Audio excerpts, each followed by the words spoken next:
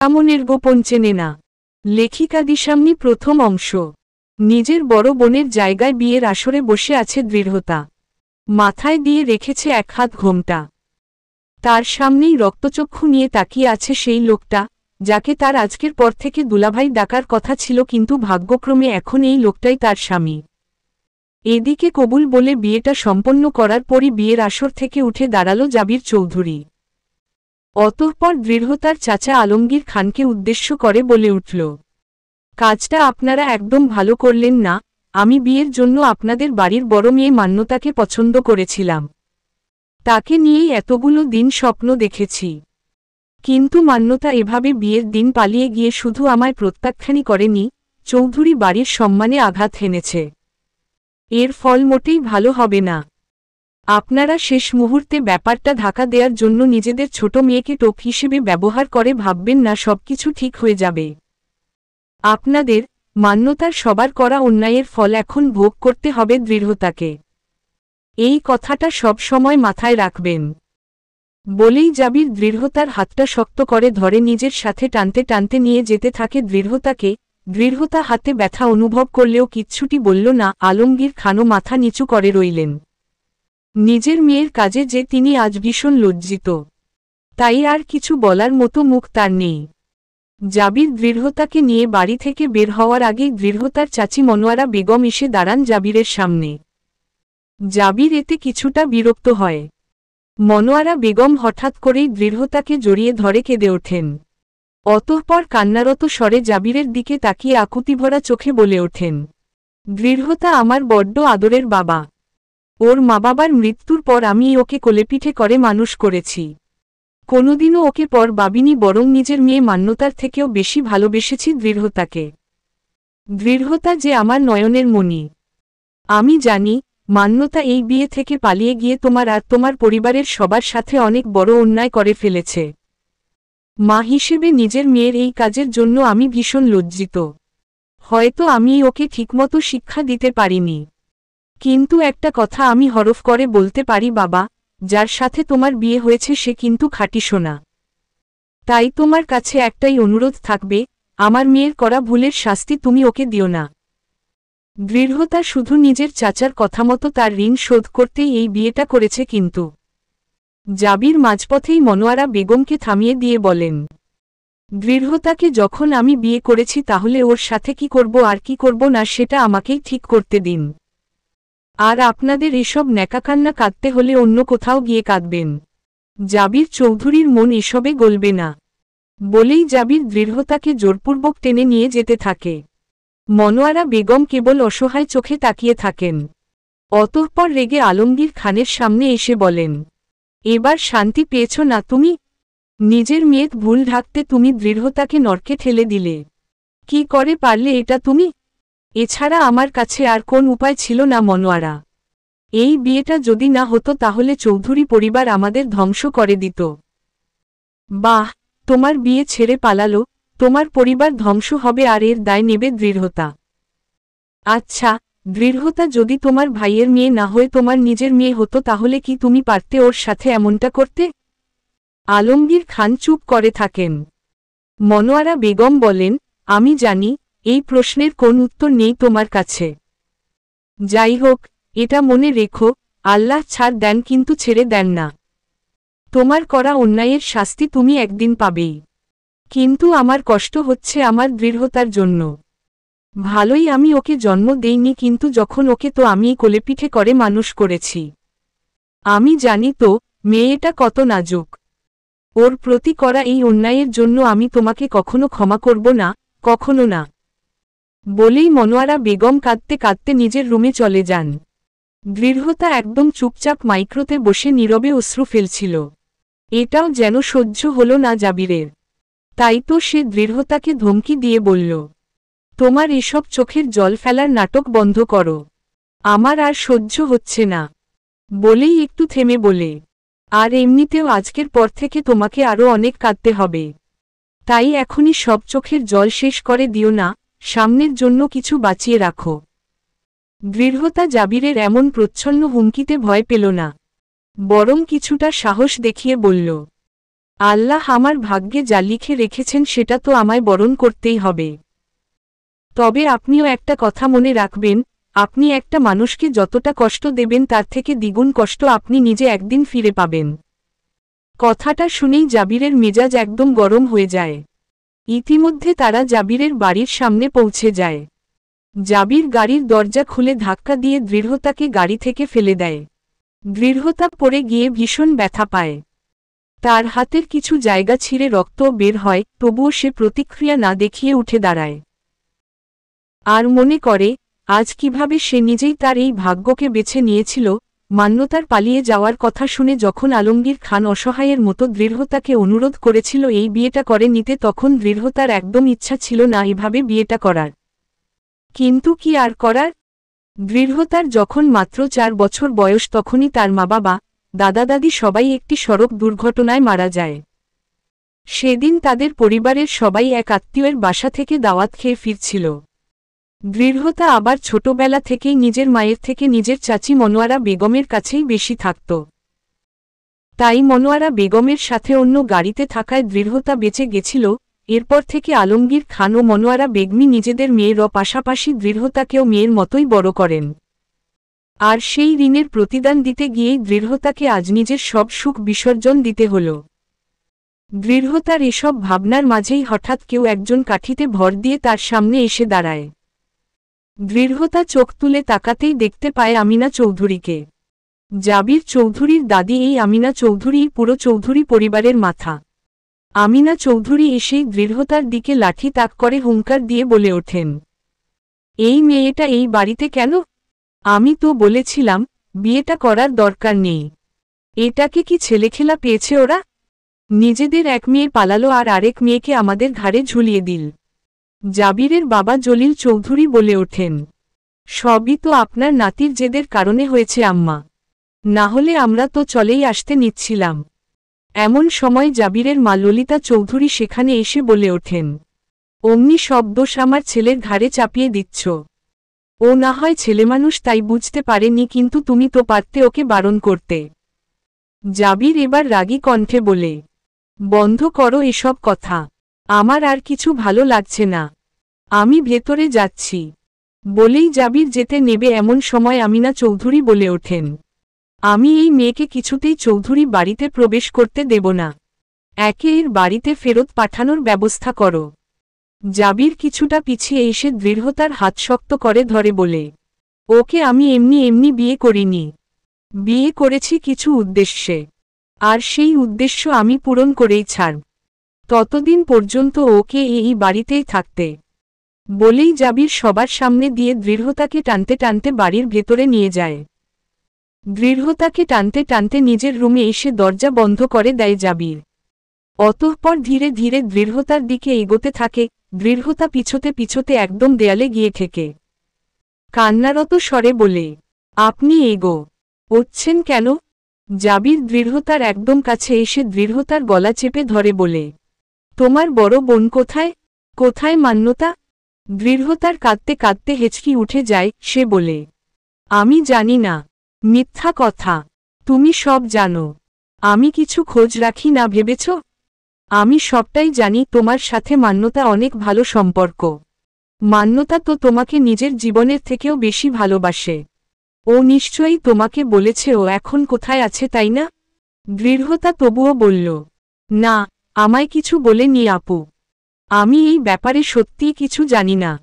জাবির এবার রেগে দৃঢ়তার গালে ঠাস করে থাপ্পড় মারল।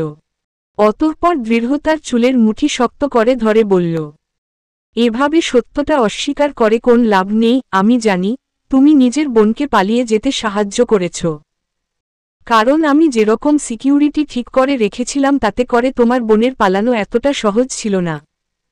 কারো সাহায্য ছাড়া এটা করা ওর পক্ষে সম্ভব নয়। আর তাছাড়া একমাত্র তুমিই জানতে যে মান্যতা আমায় বিয়ে করতে রাজি না, তাই তুমি ছাড়া এই কাজ আর কারো নয়। জাবিরের কথায় দৃঢ়তা এবার অতীতে ডুব দেয়। জাবির চৌধুরী মান্যতাকে দেখতে গিয়ে তাকে পছন্দ করে, কিন্তু মান্যতার জাবিরকে পছন্দ ছিল না, কারণ মান্যতার অন্য একজন প্রেমিক ছিল। মান্যতা সেই প্রেমিককেই বিয়ে করতে চেয়েছিল। এজন্য তো দৃঢ়তাকে সাথে নিয়ে সে জাবিরের সাথে দেখা করতে গেছিল তাদের বিয়ে ঠিক হবার পর। আর সেখানেই সে পরিষ্কার করে সবটা খুলে বলে, কিন্তু জাবিরের জেদ ছিল স্পষ্ট। ছোটবেলা থেকে যা চেয়েছে তাই পেয়েছে জাবির। আর মান্যতাকে তার অনেক বেশিই পছন্দ হয়েছিল। তাই জাবির সব শোনার পরেও বলেছিল, তোমার প্রেমিককে তুমি ভুলে যাও, কারণ বিয়ে তো তোমায় আমাকেই করতে হবে। আমি কথা দিচ্ছি, আমি তোমাকে অনেক সুখে রাখব। সেদিন মান্যতা অনেক অনুরোধ করেছিল জাবির চৌধুরীর কাছে, এমনকি তার পায়ে পর্যন্ত পড়েছিল, তবুও জাবির চৌধুরী নিজের জেদে অটল থাকে। অতীতের এসব স্মৃতি মনে করেই দৃঢ়তা বলে, আপনি বিশ্বাস করুন বা নাই করুন, সত্যি আমি জানি না আপু এখন কোথায় আছে। কিন্তু তোমার আপুকে তো তুমিই পালাতে সাহায্য করেছ, তাই না? দৃঢ়তা এবার আর কিছু বলে না, কারণ সেই সাহায্য করেছিল মান্যতাকে। করবে নাই বা কেন? চাচাতো বোন হলেও দৃঢ়তা ও মান্যতার সম্পর্ক আপন বোনের থেকেও বেশি সুন্দর।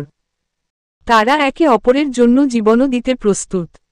সেখানে দৃঢ়তা কিভাবে পারত মান্যতার কষ্ট মেনে নিতে?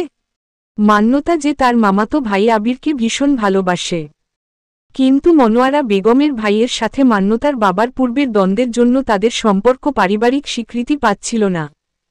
আর তাই তো মান্যতার বাবা জাবিরের সাথে নিজের মেয়ের দিতে চাইলেন, যদিও এর পেছনে ব্যবসায়িক স্বার্থও ছিল। দৃঢ়তাকে চুপ দেখে জাবির বলে, এখন এই সাহায্য করার ফল তোমায় ভোগ করতে হবে। তোমার আপুকে তো আমি নিজের করে নেবই, সেটা যে কোনো ভাবেই হোক না কেন, কিন্তু তার আগে আমায় তোমাকে তোমার করা অন্যায়ের শাস্তি দিতে হবে। বলেই জাবির ওয়ালহুক থেকে একটা ব্লেড হাতে নিল। দৃঢ়তা চোখের ইশারায় জাবিরকে অনুরোধ করল এমনটা না করতে, কিন্তু জাবির দৃঢ়তার সেই অনুরোধ গ্রাহ্য করল না। সেই নির্দয়ের মতো বেল্ট দিয়ে পেটাতে লাগল দৃঢ়তাকে। অবস্থা এমন হয়ে গেল যে দৃঢ়তার চিৎকারে পুরো বাড়ি মাথায় উঠল। একটু পর দৃঢ়তার জ্ঞান হারানোর দশা হল। তার হাত, পিঠ, গলা সব জায়গায় আঘাতের দাগ। এমন সময় দরজায় কারো করা নাড়ার শব্দ পাওয়া গেল। জাবির বিরক্ত হয়ে থেমে গেল। অতঃপর গিয়ে দরজাটা খুলে দিল। দরজা খুলতেই ভেতরে ঢুকে এলেন একজন মধ্যবয়সী নারী, পরনে তার একটা সাদা শাড়ি। তিনি এসেই দৃঢ়তার কাছে এসে তাকে আগলে নিয়ে বললেন, এসব কি হচ্ছে জাবির? এতটা অমানুষ হয়ে গেছ তুমি। মেয়েটাকে এভাবে মারছ কেন? ও স্ত্রী হয় তোমার। জাবির নিজের রাগকে যথাসম্ভব নিয়ন্ত্রণ করে বলে, তুমি এসবের মধ্যে এসো না চাচি। এই মেয়েটা মান্যতাকে পালিয়ে যেতে সাহায্য করেছে। ওর জন্য আমি মান্যতাকে নিজের করে পাইনি। ওকে আমি শেষ করে দেব আজ।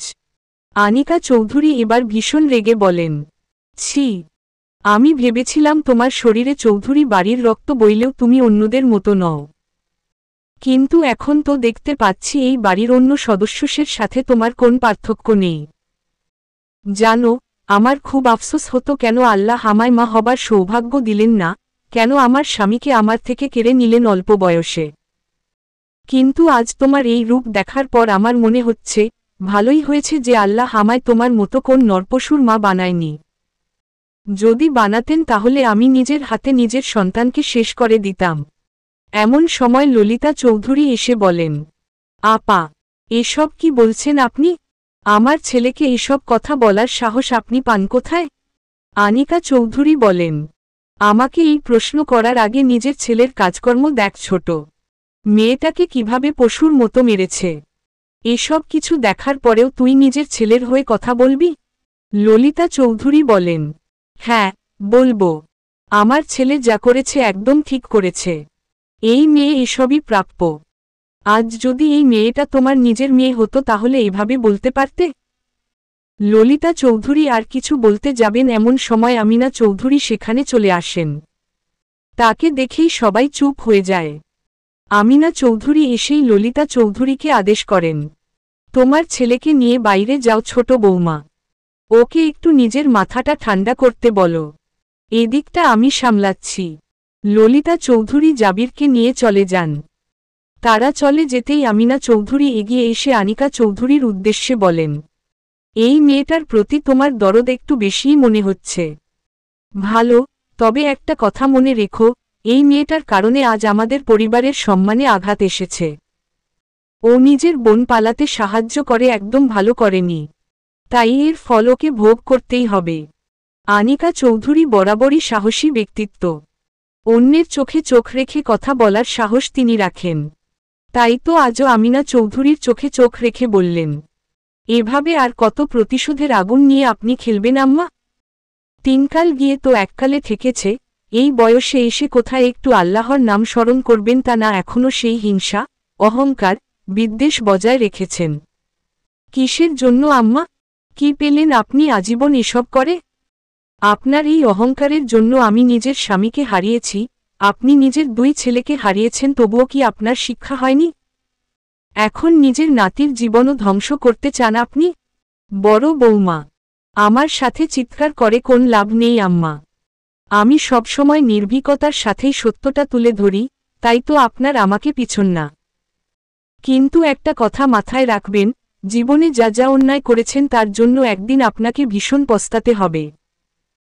যেই চৌধুরী সাম্রাজ্য নিয়ে আপনার এত অহংকার, সেই সাম্রাজ্য একদিন আপনার চোখের সামনে ধ্বংস হবে, অথচ আপনি কিছুই করতে পারবেন না।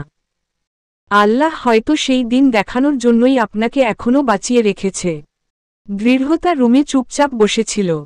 তার গায়ের সমস্ত ক্ষত থেকে প্রচণ্ড ব্যথা অনুভূত করেও সে চুপ আছে। আনিকা চৌধুরী দৃঢ়তার ক্ষতে মলম লাগাতে লাগাতে বলেন, তোমায় এত নরম হলে চলবে না, তোমায় নিজের নামের মতোই দৃঢ় হতে হবে মেয়ে, না হলে এই পরিবারে তুমি টিকতে পারবে না। কথাটা শুনেই অবাক চোখে আনিকা চৌধুরীর দিকে তাকায় দৃঢ়তা। আনিকা চৌধুরী দৃঢ়তার চোখে চোখ রেখে বলেন, জানো, তোমার মধ্যে আমি নিজের প্রতিচ্ছবি দেখতে পাই। আমি যখন এই বাড়িতে বউ হয়ে এসেছিলাম তখনও আমি ঠিক তোমার মতোই ছিলাম, কিন্তু এই বাড়ির মানুষের সাথে থাকতে থাকতে আমাকে নিজেকে বদলে নিতে হয়েছে, অভিযোজিত হতে হয়েছে এদের মতো করে। তাই তো আজ এদের চোখে চোখ রেখে কথা বলতে পারি। তবে যদি আরও আগে এমনটা করতে পারতাম তাহলে হয়তো আমার জীবনটা এমন এলোমেলো হতো না। দৃঢ়তা অনেক আগ্রহ নিয়ে বলে, কি হয়েছিল আপনার জীবনে? সেসব না হয় অন্য একদিন শুনো, তবে আমার ওপর একটু ভরসা রাখতে পারো। আমার সাথে এই বাড়ির লোকেরা যেসব অন্যায় করেছে তোমার উপর, আমি সেই সব অন্যায় হতে দেব না। সবার বিরুদ্ধে রুখে দাঁড়াবো আমি তোমার হয়ে। আনিকা চৌধুরীর মুখে এমন কথা শুনে দৃঢ়তা আচমকা তাকে জড়িয়ে ধরে বলেন, জীবনে কখনো মায়ের ভালোবাসা পাইনি আমি, নিজের মায়ের মুখটাও মনে নেই, কিন্তু চাচির কারণে কখনো মায়ের ভালোবাসার অভাব বোধ করিনি। আজ আবারও আপনাকে পেয়ে এত কষ্টের মাঝেও মনে হচ্ছে আমার মাথার উপর মায়ের ছায়া পেয়েছি।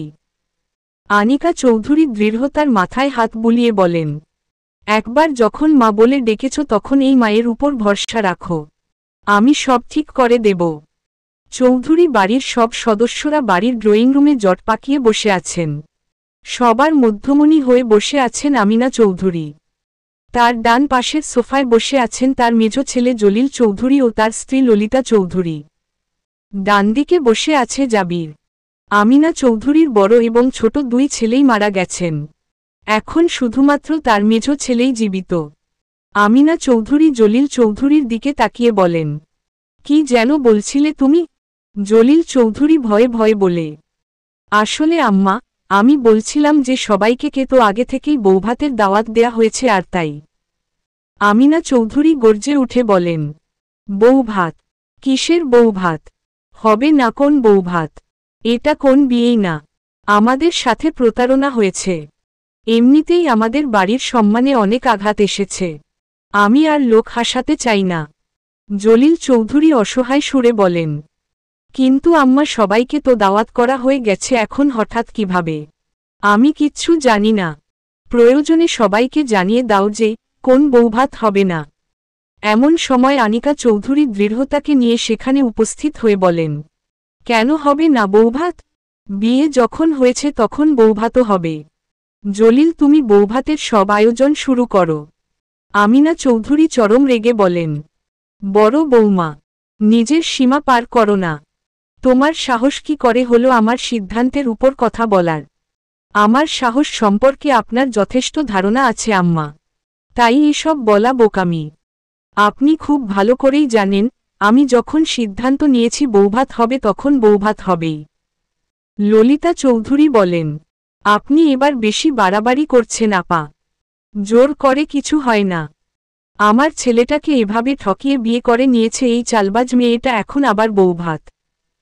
আনিকা চৌধুরী প্রত্যুত্তরে বলেন, তুই ভুল বলছিস ছোট, আমি কিন্তু সব জানি। দৃঢ়তা চালবাজি করে তোর ছেলেকে বিয়ে করে নি, বরং তোর ছেলেই সজ্ঞানে ওকে বিয়ে করেছে। এখানে তুই দৃঢ়তার দোষ দিতে পারিস না। আর ওই মেয়ে যে ওর বোনকে পালাতে সাহায্য করে আমাদের পরিবারের সম্মান ধুলোয় মিশিয়ে দিয়েছে তার বেলা। আমার মুখ খুলতে বাধ্য করিস না ছোট।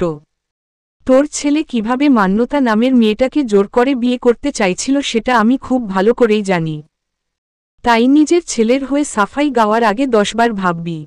ললিতা চৌধুরী এবার চুপ করে যান, কারণ আনিকা চৌধুরীর সাথে কথায় তিনি পেরে উঠবেন না। এদিকে জাবির হঠাৎ উঠে দাঁড়িয়ে বলে, তোমাদের যা করার তোমরা করো, কিন্তু আমায় এসবে ইনভলভ করার চেষ্টা করো না। আনিকা চৌধুরী বলেন, এসব দৃঢ়তাকে বিয়ে করার আগেই তোমার ভাবা দরকার ছিল জাবির। এখন বিয়ে করার পর তুমি নিজের দায়িত্ব থেকে পালিয়ে যেতে পারো না। এমনিতেই তুমি যা করেছ তাতে তোমার নামে দৃঢ়তা ডোমেস্টিক ভায়োলেন্সের কেস করতে পারে। চাচি, চুপ করো। তোমার অনেক বারবারন্ত সহ্য করেছি, আর নয়। দৃঢ়তাকে যখন বিয়ে করেছ তখন ওকে প্রাপ্য বউয়ের মর্যাদা দাও। আমিনা চৌধুরী এগিয়ে এসে বলেন, কাকে কি মর্যাদা দেয়া হবে সেটা আমি ঠিক করব, তুমি নও।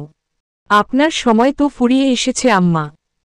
আপনার পর আমিই তো এই বাড়ির সবথেকে সিনিয়র সদস্য, তাই আমাকে আমার দায়িত্বটা বুঝে নিতে দিন। এতগুলো বছর তো আপনি এই সংসারটা সামলেছেন, তাতে লাভ কি হয়েছে? আমি আমার স্বামীকে হারিয়েছি, দেবরকে হারিয়েছে, দেবরের বউকে। বড় বৌমা, ওখানেই থেমে যাও। আর একটা শব্দ উচ্চারণ করবে না। আমাকে চুপ করাতে পারলেও সত্যটাকে আপনি অস্বীকার করতে পারবেন না। একবার ভেবে দেখেছেন মৃত্যুর পর আল্লাহকে কি জবাব দেবেন? তাই বলছি, অনেক হয়েছে।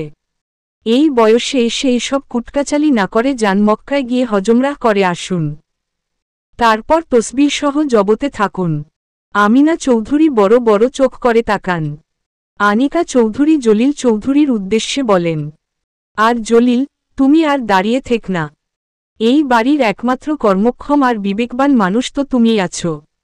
তাই একটা কাজ করো, মা বউ আর ছেলের কুপরামর্শ না শুনে এখন গিয়ে বৌভাতের আয়োজন শুরু করো। বাইরের যা যা করতে হয় করো। বাড়ির রান্নাবান্না থেকে সবকিছু আমি সামলে নেব। জলিল চৌধুরী একবার নিজের মা ও একবার নিজের স্ত্রীর দিকে তাকিয়ে বলেন, আচ্ছা ভাবি, বলেই তিনি বেরিয়ে যান। তিনি বেরোতেই জাবিরও রাগে হন্তদন্ত করে নিজের রুমের দিকে পা বাড়ায়। আনিকা চৌধুরী দৃঢ়তার কাঁধে হাত রেখে বলেন, চলো, রান্নাঘরে চলো। সবার জন্য রান্না করতে হবে তো। রাত তো প্রায় পেরিয়েই গেছে, ভোর 4টা বাজে। অনেক রান্নাবান্না করতে হবে। এখন থেকেই আমরা গিয়ে হাতে হাতে আগাই। আর কেউ তো সাহায্য করবে না। বলেই তিনি দৃঢ়তাকে নিয়ে রান্নাঘরে চলে যান। তিনি যেতেই ললিতা চৌধুরী এগিয়ে এসে নিজের শাশুড়িকে বলেন, আপনার বড় বৌমা কি বললেন শুনলেন তো? এর একটা বিহিত করুন আম্মা। উনি কিন্তু খুব বার বেড়েছেন। আপনার কথাকেও দাম দিচ্ছে না। আমিনা চৌধুরী বলেন, বড় বৌমার একটু বেশিই পাখা গজিয়েছে। এবার সেই পাখা ছেটে দেওয়ার বন্দোবস্ত করতে হবে। বলেই ক্রোধিত চোখে তাকান তিনি। দৃঢ়তাকে নিয়ে রান্নাঘরে আসেন আনিকা চৌধুরী। অতঃপর তারা দুজন একসাথে মিলে নানারকম রান্নাবান্না করতে থাকেন। দৃঢ়তা রান্নায় তেমন পটু নয়, আনিকা খানি তাকে সবকিছু শিখিয়ে দিচ্ছিলেন। একসময় আনিকা চৌধুরী বলেন, আচ্ছা, রান্না তো প্রায় সব শেষ। বাকি যেটুকু আছে তুমি করে নাও। আমি একটু বাগানের গাছগুলোয় পানি দিয়ে আসছি। তুমি তো বাকিটা সামলাতে পারবে নিশ্চয়ই। হ্যাঁ, চাচি। আপনি যান, বাকিটা আমি সামলে নেব। দৃঢ়তার কথায় নিশ্চিত হয়ে আনিকা চৌধুরী চলে যান বাগানের দিকে। এদিকে দৃঢ়তা রান্নায় মনোযোগ দেয়। সে এভাবে একাই সবকিছু সামলানোর চেষ্টা করছিল, এমন সময় হঠাৎ করে ললিতা চৌধুরী সেখানে চলে আসে। তাকে দেখে দৃঢ়তা কিছুটা অবাক হয়। ললিতা চৌধুরী এসেই দৃঢ়তার উদ্দেশ্যে বলেন, এই মেয়ে, আম্মা চা চাচ্ছেন। ওনার জন্য একটু চা করে নিয়ে যাও। সকাল থেকে তো রান্নাঘর দখল করে আছো। যেই না বিয়ে তার আবার বউভাত। ললিতা চৌধুরীর এমন কথায় দৃঢ়তা কষ্ট পেলেও হাসিমুখে বলে, ঠিক আছে, আপনি একটু অপেক্ষা করুন, আমি এখনই চা করে দাদিমাকে দিয়ে আসছি। বলেই সে গ্যাসের উপর চা বসিয়ে দেয়। ললিতা চৌধুরী একটু সরে আসেন। চা তৈরি করা হয়ে যেতেই দৃঢ়তা সেটা নিয়ে ড্রয়িং রুমের দিকে যেতে থাকে। ড্রয়িং রুমে গিয়ে দৃঢ়তা দেখে আমিনা চৌধুরী সোফায় বসে আছেন আর খবরের কাগজ পড়ছেন। দৃঢ়তা তার কাছে গিয়ে চা বাড়িয়ে দিতেই আমিনা চৌধুরী দৃঢ়তার দিকে তাকিয়ে রাগী ভাব নিয়ে চায়ের কাপটা ছুঁড়ে মারেন। এতে কিছু চা এসে দৃঢ়তার হাতে পড়ে। দৃঢ়তা যন্ত্রণায় আহ করে ওঠে। আমিনা চৌধুরী দাঁত কটমট করে বলেন, এই মেয়ে, তোমার সাহস কি করে হয় আমার জন্য চা আনার? কি ভেবেছ টাকি? বড় বৌমাকে পাশে পেয়ে কি নিজেকে হনু ভাবতে শুরু করেছ? আমরা কেউই তোমাকে এই বাড়ির বউ হিসেবে মেনে নেইনি। তাই যতই তোমার বউভাত হোক, আমরা কেউ তোমার হাতের হাত গ্লাস পানীয় স্পর্শ করব না। দৃঢ়তা অশ্রুসিক্ত কণ্ঠে বলল, আমাকে মা বললেন আপনার জন্য চা করে নিয়ে আসতে, আর তাই তো আমি। এমন সময় ললিতা চৌধুরী সেখানে এসে বলেন, এই মেয়ে, খবরদার আমায় মা বলবে না। আমি তোমাকে ছেলের বউ হিসেবে স্বীকার করি না, আর তাই আমাকে মা ডাকার অধিকার তোমার নেই। আর তুমি তো বেশ ধুরন্ধর। নিজে অন্যায় করে এখন আমার ঘাড়ে দোষ চাপাচ্ছ। জানেন আম্মা, আমি আপনার জন্য চা করে আনতে গেছিলাম রান্নাঘরে, কিন্তু এই মেয়ে আমায় রান্নাঘরে ঢুকতেই দিল না। বরং আমায় বলল ও নিজেই চা করবে আপনার জন্য। আমি কত করে বললাম যে আপনি ওর হাতে বানানো চা খাবেন না, তবুও ও কোন কথাই মানল না। ললিতা চৌধুরীর এমন জঘন্য মিথ্যাচারে দৃঢ়তা হতবাক হল, কিন্তু কিছু বলল না। আমিনা চৌধুরী রেগে বললেন, এখনো সঙ্গের মতো এখানে দাঁড়িয়ে ফ্যাচফ্যাচ করে কাঁদছ কেন? তোমার এসব ন্যাকামি দেখার সময় আমাদের নেই। দূর হও বলছি এখান থেকে। তোমার মুখও দেখতে চাই না আমি। চোখের জল মুছে চুপচাপ রান্নাঘরের দিকে গেল দৃঢ়তা। কষ্টকে বুকে চাপা দিয়ে রান্নায় মন দিল। কিছু সময় পর আনিকা চৌধুরী বাগান থেকে এসে বললেন, রান্না শেষ হল? হ্যাঁ চাচি, প্রায় শেষ। এখন শুধু পরিবেশন করা বাকি। তোমার গলা এমন লাগছে কেন দৃঢ়তা? তুমি কি কাঁদছিলে? আমি যাওয়ার পর কি আবার কেউ তোমাকে কিছু বলেছে? না, আসলে বাড়ির কথা খুব মনে পড়ছিল। আনিকা চৌধুরী দৃঢ়তার মাথায় হাত বুলিয়ে বলেন, তুমি না বললেও আমি ঠিকই বুঝতে পারছি, নিশ্চয়ই এই অমানুষগুলো আবার তোমার সাথে কোন জুলুম করেছে। তোমার জায়গায় তো একদিন আমিও ছিলাম, তাই আমার থেকে কিছু লুকাতে পারবে না তুমি। তবে একটা কথা কি জানো? আমার পাশে দাঁড়ানোর জন্য কেউ না থাকলেও তোমার পাশে দাঁড়ানোর জন্য কিন্তু আমি আছি। তাই আমার থেকে কিছু লুকাবে না, বুঝলে? দৃঢ়তা মাথা নাড়ায়। বউভাতের সময় হয়ে এসেছে। অনেক আত্মীয় স্বজন আসছে। এত অচেনা মানুষের ভিড়ে দৃঢ়তা ভীষণ অস্বস্তি বোধ করছে। তাছাড়া চৌধুরী পরিবারের কেউই নিচে নামেনি, শুধুমাত্র আনিকা চৌধুরী একা সব আত্মীয়কে স্বাগত জানাচ্ছে আর সবার সাথে দৃঢ়তার পরিচয় করিয়ে দিচ্ছে। জলিল চৌধুরী যদিও বা থাকতে চেয়েছিল, কিন্তু আমিনা চৌধুরীর করা ভাষায় নিষেধ করার পর তিনিও আর আসেননি। এদিকে আগত অতিথিদের অনেকেই তোত্তারা চোখে দৃঢ়তাকে দেখছে, যা দৃঢ়তার অস্বস্তির কারণ হয়ে দাঁড়াচ্ছে। এরই মধ্যে একজন মহিলা এগিয়ে এসে আনিকা চৌধুরীকে বললাম, শুনলাম এই মেয়ের বড় বোনের সাথে নাকি আপনাদের বাড়ির ছেলের বিয়ে ঠিক হয়েছিল। তারপর সেই মেয়ে পালিয়ে যাওয়ায় নাকি একে আপনাদের গলায় ঝুলিয়ে দিয়েছে। তাই কি আপনি ছাড়া আর কেউ এখানে নেই? আনিকা চৌধুরী জবাব দেন, মোটেই এমন না। বরং আমাদের বাড়ির ছেলে জাবির নিজেই জেদ করে দৃঢ়তাকে বিয়ে করেছে। ওর পরিবার থেকে ঝুলিয়ে দেয়া হয়নি। এর মধ্যেই হঠাৎ করে জাবির সেখানে চলে আসে।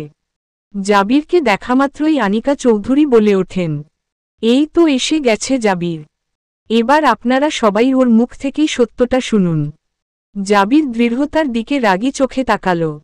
দৃঢ়তা চোখ নামিয়ে নিল। আনিকা চৌধুরী জাবিরকে ধরে নিয়ে এসে দৃঢ়তার পাশে দাঁড় করিয়ে বলল, আজকে বর বউয়ের এভাবে একসাথে পাশাপাশি থাকার নিয়ম। তুমি দৃঢ়তার পাশে থাকো, সবার সাথে নিজের স্ত্রীর পরিচয় করিয়ে দাও, নিজেদের দাম্পত্য জীবনের জন্য দোয়া চাও। জাবির হঠাৎ ভীষণ রেগে দৃঢ়তাকে ধাক্কা দেয়, যাতে দৃঢ়তা ফ্লোরে পড়ে যায়। আনিকা চৌধুরী এসে দৃঢ়তাকে টেনে তুলে বলেন, এসবের মানে কি জাবির? কেন ধাক্কা মারলে ওকে? জাবির খ্যাপা কণ্ঠে বলে, এই বিয়ের কোন মানে নেই। আমি শুধু প্রতিশোধ নিতেই দৃঢ়তাকে বিয়ে করেছি। কারণ ও নিজের বোনকে পালিয়ে যেতে সাহায্য করে আমাদের পরিবারের সম্মানে আঘাত করেছে, এই প্রথম ওর জন্য আমি নিজের পছন্দের কিছু পাইনি। সেই জেদ থেকেই বিয়েটা করা। তার মানে এই নয় যে ওকে আমি স্ত্রীর স্বীকৃতি দেব। এই বিয়েটা শুধু নামের বিয়ে। আমি তো ওকে আজ অবধি টাচ করেও দেখিনি, আর করবও না। আমি তো শুধু অপেক্ষায় আছি মান্যতার ফিরে আসার। মান্যতা ফিরে এলেই আমি ওকে নিজের করে নেব। কারণ যে জিনিস আমার পছন্দ তাকে আমি নিজের করে তবেই দম নেই। আনিকা চৌধুরী বলেন, তুমি কি নিজের সব বিবেক হারিয়ে ফেলেছ? নিজের স্ত্রীর সামনে দাঁড়িয়ে আরেক মেয়েকে বিয়ে করতে চাইছ?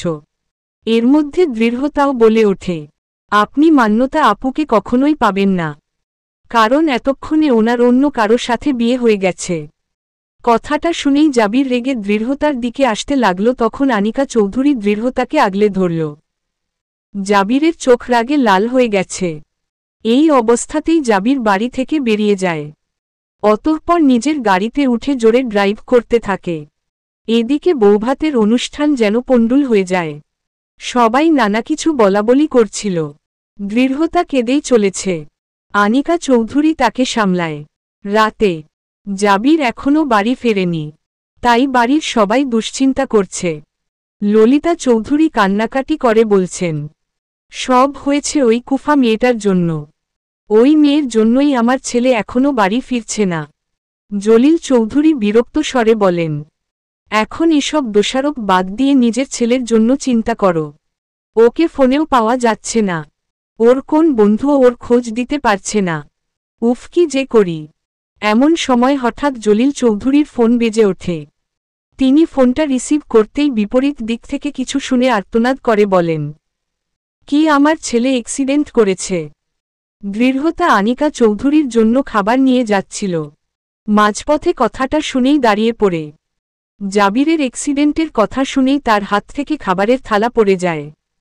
দৃঢ়তা জাবিরের অ্যাক্সিডেন্টের কথা শুনে ভীষণ হতবাক হয়, তার মনে কেমন জানি অনুভূত হয়। এদিকে ললিতা চৌধুরীও আহাজারি শুরু করে বলেন, আমার ছেলেটার কি হয়ে গেল? ওর যদি বড় কোন ক্ষতি হয়ে যায় তাহলে কিন্তু আমি তোমার বড় ভাবি আর ওই মেয়েটাকে ছাড়ব না। ওদের জন্যই আমার ছেলে সকাল সকাল এত রেগে বাড়ি থেকে বেরিয়ে গেল, আর এখন না, আমি আর ভাবতে পারছি না। ওগো, তুমি আমায় জলদি হাসপাতালে নিয়ে চলো। আমার ছেলেকে না দেখা পর্যন্ত আমি শান্তি পাব না। জলিল চৌধুরী কিছু বলতে যাবেন এমন সময় আমিনা চৌধুরী এসে বলেন, কি হয়েছে? নিচ থেকে আওয়াজ শুনে ছুটে এলাম রুম থেকে। ললিতা চৌধুরী কাঁদতে কাঁদতে বলেন, কি আর হওয়া বাকি আছে আম্মা? আপনার নাতির অ্যাক্সিডেন্ট হয়েছে। জানি না আমার ছেলেটার এখন কি অবস্থা। কি অ্যাক্সিডেন্ট? কখন, কিভাবে? জলিল চৌধুরী বলে উঠেলন, এসব পরে আলোচনা করা যাবে আম্মা। আগে আমাদের জলদি করে হাসপাতালে পৌঁছে যাওয়া প্রয়োজন। ওখানে গিয়ে দেখা লাগবে আমার ছেলেটার কি অবস্থা এখন। হ্যাঁ, চলো চলো। ধৃতা এসে বলে, আমিও যাব আপনাদের সাথে। দয়া করে আমায় নিয়ে চলুন। ললিতা চৌধুরী দৃঢ়তাকে দেখেই ক্ষেপে উঠে বলেন, এই ডাইনিটার জন্যই আমার ছেলের আজ এই অবস্থা। এই তুই কোন অমঙ্গলকে সাথে নিয়ে এই বাড়িতে এসেছিস রে? আসার পরেই আমার ছেলেকে জীবন মৃত্যুর টানাটানিতে ফেলে দিলি। এখন আবার ঢং করে আমাদের সাথে যেতে চাচ্ছিস কেন? আমার ছেলেকে না খেয়ে কি তোর শান্তি হবে না? এমন সময় আনিকা চৌধুরী ছুটে এসে বলেন, ছোট, এসব কি বলছিস? নিজেদের ভাষা সামলা। এভাবে কথা বলা ঠিক না। তোর মানসিক অবস্থা আমি বুঝতে পারছি, কিন্তু তাই বলে এভাবে কথা বলা কোনোভাবেই জাস্টিফাই করা যায় না। তুই দৃঢ়তাকে এভাবে দোষ দিতে পারিস না। তুমি কোন আর কথা বলো না আপা। তোমার দোষও কম না। একবার শুধু আমার ছেলেটা সুস্থ হয়ে বাড়িতে ফিরুক, তারপর তোমার আর এই মেয়ের ব্যবস্থা আমি করছি। আমিনা চৌধুরীও বলেন, এই মেয়েকে আমি আর এক মুহূর্ত এই বাড়িতে জায়গা দেব না।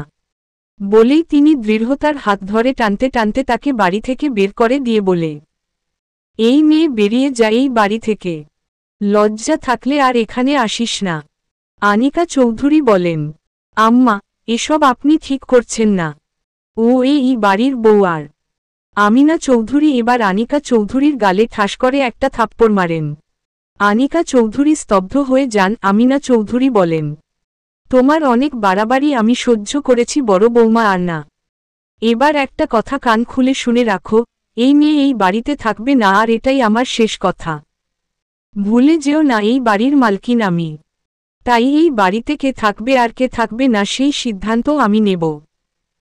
আর তোমার যদি এই মেয়ের জন্য দয়া এত উতলে ওঠে তাহলে তুমিও এই বাড়ি থেকে বেরিয়ে যাও। আমি তোমায় আটকাবো না। আনিকা চৌধুরী বলেন, আপনি আমায় মারলেন আম্মা? এই হাত দিয়ে আর কত অন্যায় করবেন? এই হাত দিয়েই একদিন আপনি নিজের ছেলেকে। বড় বৌমা, আর একটা কথাও না। আমার মুখ আপনি বন্ধ করতে পারবেন আম্মা, কিন্তু সত্য সব সময় সত্যই থাকবে।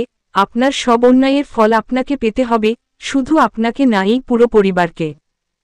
জাবিরের এই অবস্থার জন্য আপনারা দৃঢ়তাকে দায়ী করছেন, কিন্তু আমার মনে হয় ওর এই অবস্থার জন্য আপনাদের অতীতে করা পাপগুলো দায়ী।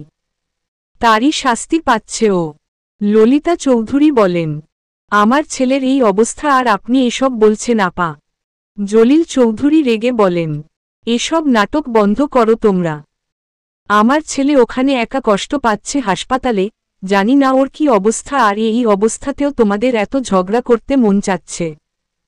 তোমাদের যদি এভাবে ঝগড়া করার ইচ্ছা হয় তো ঝগড়া করতে থাকো, আমি আমার ছেলের কাছে গেলাম। বলেই জলিল চৌধুরী রওনা দেন। ললিতা চৌধুরীও তার পিছু পিছু যান। আর আমিনা চৌধুরী আনিকা চৌধুরীকে বলেন, আমার অন্যায় নিয়ে জ্ঞান দেওয়ার আগে এটাও ভেবে দেখো তোমার অবস্থান কি। আমার দয়ায় বেঁচে আছো তুমি, এমন দয়া আমার চাই না আম্মা। আর দয়া তো আমি করেছি আপনাকে, এত কিছুর পরেও আপনার সব অন্যায় লুকিয়ে রেখেছি। আপনিও খুব ভালো করে জানেন যে আমি মুখ খুললে আপনার অবস্থা কি হবে। আমিনা চৌধুরী রাগী চোখে তাকিয়ে সামনের দিকে যান। এদিকে দৃঢ়তা কাঁদতে থাকে, তখন আনিকা চৌধুরী তাকে আগলে নিয়ে বলে, হুশ, কাঁদবে না। আমার খুব খারাপ লাগছে। সত্যিই কি আমার জন্য জাবির চৌধুরীর অ্যাক্সিডেন্ট হয়েছে? না, তুমি নিজেকে দোষী ভেব না, তোমার কোন দোষ নেই। এসব যারা বলে তাদের কথায় পাত্তা দিও না, তুমি নিষ্পাপ।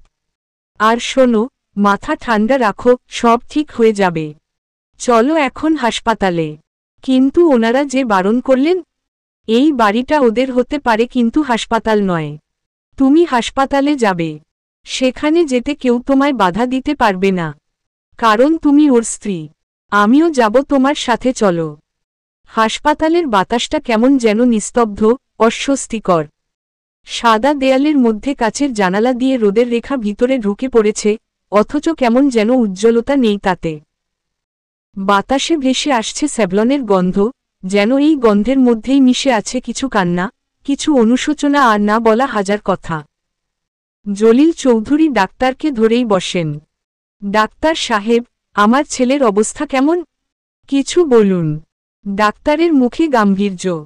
কয়েক মুহূর্ত নীরব থেকে তিনি বললেন, উনি এখনও অজ্ঞান, মাথায় চোট লেগেছে, তবে চিন্তার কিছু নেই এখনই। আমরা সবরকম চেষ্টা করছি। একটা রাত ভালোভাবে পার করুক, তারপর বোঝা যাবে ও কতটা সাড়া দিচ্ছে। ললিতা চৌধুরী চেয়ার ধরে বসে পড়লেন। রাত? একটা রাত? যদি সে না জাগে আর? তিনি মুখে আঁচল চেপে হু হু করে কেঁদে উঠলেন। জলিল চৌধুরী চুপ। এত বছর সংসার করেও স্ত্রীর কান্নার শব্দ তার মনে এমন হাহাকার জাগায়নি। এই সময় বাইরে এক নার্স এসে বলে, পেশেন্টের আত্মীয়রা কেউ কি দেখা করতে চান? 5 মিনিটের জন্য অনুমতি দেওয়া হয়েছে। ললিতা উঠে দাঁড়াতেই জলিল চৌধুরী বললেন, তুমি বসো, আমি আগে যাই। তুমি দুর্বল, কিছু হলে সামলাতে পারবে না। ভিতরে ঢুকতেই জলিল চৌধুরীর পা হোঁচট খেল মেঝেতে পড়ে থাকা স্ট্রেচারের এক কোনায়। একটু কেঁপে গেলেন তিনি। ছেলের মুখে অক্সিজেন মাস্ক, মাথায় সাদা ব্যান্ডেজ, চোখ দুটো বন্ধ। এত শান্ত মুখ। জীবনের এমন একটা ভয়াবহ সময়ও ছেলেটা যেন ঘুমিয়ে আছে, ক্লান্ত অথচ নিরীহ। দৃঢ়তাকে সাথে নিয়ে হাসপাতালের বাইরে এসে দাঁড়িয়েছেন আনিকা চৌধুরী। তাদের উদ্দেশ্য এখন জাবিরকে দেখতে যাওয়া। তবে দৃঢ়তার মনে এখনও ভয় ছিল যে তাকে দেখে না জানি সবাই কেমন আচরণ করে। আনিকা চৌধুরী দৃঢ়তার মনোভাব বুঝতে পেরে বলেন, আমি জানি দৃঢ়তা তুমি কি ভাবছ। তোমার ভাবনা অমূলক নয়। তবে এটা মনে রেখো, এই পরিবারের সদস্যদের এত ভয় পেলে চলবে না। তুমি এদের যত ভয় পাবে এরা তোমায় ঠিক ততই দমিয়ে রাখার চেষ্টা করবে। তাই তুমি যদি এদের বিরুদ্ধে লড়াই করতে চাও তাহলে তোমায় এদের চোখে চোখ রেখে কথা বলতে হবে। কিন্তু চাচি, আমি এখন মিস্টার জাবির চৌধুরীর সাথে দেখা করতে চাই। উনি এই মুহূর্তে অসুস্থ আর এটা একটা হাসপাতাল। তাই আমি চাই না এখানে কোন ঝামেলা হোক। তোমার ভাবনা সঠিক। আমরা এভাবে গেলে ঝামেলা হতে পারে। তাই আমরা এভাবে যাব না। তাহলে কিভাবে যাব? আনিকা চৌধুরী হাসপাতালের সামনে দাঁড়ানো কিছু নার্সদের দিকে ইশারা করে বলেন, এইভাবে। ললিতা চৌধুরী ও আমিনা চৌধুরী জাবিরের কেবিনের সামনেই বসে আছেন। ললিতা চৌধুরী নিজের ছেলের সুস্থতার জন্য আল্লাহর কাছে দোয়া করছেন। অপরদিকে আমিনা চৌধুরী নিজের মনে কোন এক ভাবনায় লিপ্ত আছেন। এরই মধ্যে দুজন নার্স যাদের মুখ মাস্ক দিয়ে ঢাকা তারা জাবিরের কেবিনের দিকে প্রবেশ করছিল। আমিনা চৌধুরী তাদের দেখে হঠাৎ করে বলে ওঠেন, দাঁড়ান। উপস্থিত দুজন নার্সের মধ্যে একজনকে ভীতু লাগছিল, তবে অপর একজন তাকে চোখ দিয়ে ইশারা করে সাহস দেন। অতঃপর আমিনা চৌধুরীর চোখে চোখ রেখে বলেন, জি বলুন, আমাদের বাড়ির ছেলের এখন কি অবস্থা? ও ঠিক হয়ে যাবে তো? সেটা তো ডাক্তাররাই ভালো বলতে পারেন। আমরা তো শুধু নিজের দায়িত্বটা পালন করতে পারি। তুমি এসো বলেই আরেকটি নার্সকে ইশারা করে ভেতরে চলে যায়। আমিনা চৌধুরী ললিতা চৌধুরীর উদ্দেশ্যে বলেন, নার্সটার গলার স্বর কেমন চেনা চেনা লাগলো না? আর আমার কেন জানি মনে হচ্ছে এদের চেহারাও কেমন চেনা চেনা লাগল। ললিতা চৌধুরী বললেন, আপনি ওনাদের কিভাবে চিনবেন আম্মা? মনে হয় কোন ভুল হচ্ছে। ওরা তো সাধারণ নার্স। আমিনা চৌধুরী বলেন, তাই হবে হয়তো। এদিকে জাবিরের কেবিনে প্রবেশ করে জাবিরকে অসাড় হয়ে শুয়ে থাকতে দেখে আবেগপ্রবণ হয়ে কেঁদে ফেলে দৃঢ়তা। আনিকা চৌধুরী দৃঢ়তার কাঁধে হাত রেখে বলেন, কেঁদো না, তোমায় শক্ত হতে হবে। এভাবে ভেঙে পড়লে একদম চলবে না, নিজেকে শক্ত করো। মূলত তারা দুজনে নার্সের ছদ্মবেশেই জাবিরকে দেখতে এসেছে। এটাই ছিল আনিকা চৌধুরীর বুদ্ধি। দৃঢ়তা কান্নারত স্বরে বলে, আমার ভীষণ খারাপ লাগছে ওনার জন্য। আমার উপর রাগ করেই বোধ হয় ওনার আজ এই অবস্থা। ওনার বড় কোন ক্ষতি হয়ে গেলে যে আমি নিজেকে ক্ষমা করতে পারব না। আনিকা চৌধুরী দৃঢ়তাকে নিজের বুকের সাথে জড়িয়ে ধরে বলেন, কোন চিন্তা করো না দৃঢ়তা, জাবিরের কিছু হবে না। তুমি এখানে থাকো, আমি সব ব্যবস্থা করে দিচ্ছি। নার্স হিসেবে তুমি জাবিরের সেবা করে যাও। নিজের স্বামীকে সুস্থ করে তোলো। যেটা আমি পারিনি সেটা তুমি করে দেখাও। নিজের স্বামীকে ধরে রাখো নিজের কাছে। বলতে বলতেই আনিকা চৌধুরী কেঁদে ফেলেন। দৃঢ়তা নিজের চোখের জল মুছে বলে, আমি চেষ্টা করব। কিন্তু চাচি, যদি কিছু মনে না করেন আপনি কি আমাকে বলতে পারেন আপনার স্বামীর সাথে ঠিক কি হয়েছিল? আমি যতদূর জানি এই পরিবারে কিছু রহস্য অবশ্যই লুকিয়ে আছে। আপনি কি আমায় সেসব বলতে পারবেন? আনিকা চৌধুরী বলেন, সেসব বলার সঠিক সময় এখনো আসেনি। সময় হলে আমি ঠিকই বলবো। আপাতত তুমি থাকো এখানে, আমি আসছি। আমাকে এখন সবটা ম্যানেজ করতে হবে। বলে আনিকা চৌধুরী বের হতে যাবে এমন সময় দৃঢ়তা তাকে আটকে বলে, আমাকে বিশ্বাস করে সব বলতে পারেন চাচি। আমি আপনার বিশ্বাসের অমর্যাদা করব না। আনিকা চৌধুরী একটু নরম হন। দৃঢ়তাকে কিছু বলতে যাবেন এমন সময় হঠাৎ তার দৃশ্যপটে কিছু স্মৃতি ভেসে ওঠে। তার স্বামীর রক্তমাখা হাত এবং তার বলা শেষ কথা, আমাকে তুমি কথা দাও আনিকা, তুমি কখনো কাউকে এই ব্যাপারে কিছু বলবে না। আম্মার করা অন্যায়গুলো কখনো কারো সামনে প্রকাশিত করবে না। এটাই আমার শেষ চাওয়া তোমার কাছে। বলেই লোকটার মৃত্যুর কোলে ঢুলে পড়া। এসব কিছু মনে পড়তেই আনিকা চৌধুরী কোন কিছু না বলেই বেরিয়ে যান। এদিকে দৃঢ়তা ভাবতে থাকে, চাচি হয়তো আমায় কিছু বলতে চাইছেন না, তবে আমাকে সবকিছু জানতেই হবে, কারণ এর সাথে যে আমার জীবনও ওতপ্রোতভাবে জড়িত। কথাটা বলার পরই দৃঢ়তা নিজের গলায় থাকা একটি হাড়ে স্পর্শ করে, যেখানে একজন মহিলার ছবি ছিল। দৃঢ়তা বিড়বিড় করে বলে, আমায় সব রহস্য উদ্ঘাটন করতেই হবে মা। আনিকা চৌধুরী হাসপাতাল থেকে সোজা বের হয়ে একটি কবরস্থানের বাইরে গিয়ে দাঁড়িয়ে থাকেন। দূর থেকেই কবরস্থানের দিকে তাকিয়ে থাকেন, তার চোখ খুঁজছে একটি নির্দিষ্ট কবরকে। কিছু সময় এদিক ওদিক তাকিয়ে খোঁজার পর তার চোখ যায় একটি নির্দিষ্ট কবরস্থানে।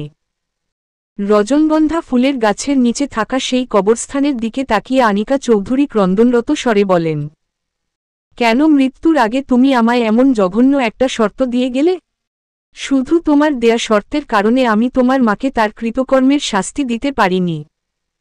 এতে যে আমি শুধু তোমার কাছে না, আরও 2 জন ব্যক্তির কারণে সারাজীবনের মতো দোষী রয়ে গেছি। বলেই আনিকা চৌধুরী কান্নায় ভেঙে পড়েন। 2 দিন পর জাবির নিজের বেডে উঠে বসে তার তত্ত্বাবধানে থাকা নার্সের সাহায্যে। গতকালকেই সে নিজের জ্ঞান ফিরে পেয়েছে, তারপর থেকে এই নার্সটাই তার খেয়াল রাখছে সব সময়।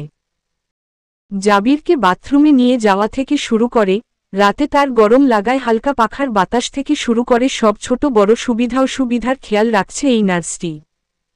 জাবিরেরও ভীষণ ভালো লাগছে এই নার্সটির সান্নিধ্য। নার্সটি নিজের মুখ ঢেকে রেখেছে মাস্ক দিয়ে, তাই তার মুখ দেখে নি জাবির।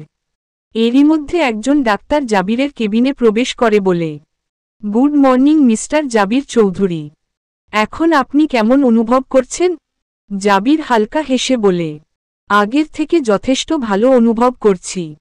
যাই হোক, আপনাদের এখানকার নার্সরা কিন্তু বেশ কার্যকরী। নিজের আপন জনেরও বোধহয় কেউ এভাবে সেবা করে না যেভাবে আপনাদের হাসপাতালে নার্সরা করে। কথাটা শুনেই নার্সরূপী দৃঢ়তার চোখে জল চলে আসে। দৃঢ়তা বলে, আপনি কি কখনো বুঝবেন না আমি আপনার কতটা আপন? এরই মধ্যে ললিতা চৌধুরী কেবিনে প্রবেশ করেন। জাবিরকে আগের থেকে অনেকটা সুস্থ দেখে তিনি ক্রন্দনরত স্বরে বলেন, জাবির, আমার বাচ্চা, তুমি ঠিক আছো তো? তোমার কিছু হয়নি তো? আম্মু, আমি একদম ঠিক আছি। তুমি চিন্তা করো না। চিন্তা না করে আর কি উপায় আছে? আমি 2 দিন থেকে কি দুশ্চিন্তার মাঝে আছি বলে বোঝাতে পারবো না। আল্লাহর কাছে লাখ লাখ শুকরিয়া যে তুমি সুস্থ হয়ে গেছো। এখন জলদি বাসায় ফিরে চলো, তোমার এই অবস্থা ওই দৃঢ়তা মেয়েটার জন্যই হয়েছিল, ওকে আর আমি তোমার কাছে ঘেঁষতে দেব না। এমন সময় জাবির বলে ওঠে, কোথায় দৃতা এখন? জানি না, যেখানেই থাকুক জাহান্নামে যাক, কিছু যায় আসে না। তুমি সুস্থ হয়েছ এটাই আমার জন্য যথেষ্ট। জাবিরকে হাসপাতাল থেকে বাড়িতে নিয়ে আসার প্রস্তুতি চলছে। তবে এক্ষেত্রে এক নতুন সমস্যা দেখা যাচ্ছে। জাবিরের এখন সর্বক্ষণ দেখাশোনা করার জন্য একজন লোক দরকার। আর জাবির বলে দিয়েছে, হাসপাতালে যেই নার্স তার দেখাশোনা করেছে তাকেই যেন তার দেখাশোনার দায়িত্বে রাখা হয়। এদিকে জাবিরের দাদি আমিনা চৌধুরীর নার্সটির উপর প্রথম থেকেই সন্দেহ। তাই তিনি জাবিরের প্রস্তাব শুনে বলেন, এভাবে তো আমরা যার তার উপর তোমার দেখাশোনার দায়িত্ব দিতে পারি না। তুমি আমার কথা শোনো, আমি এই শহরের সেরা নার্সকে ঠিক করব তোমার জন্য।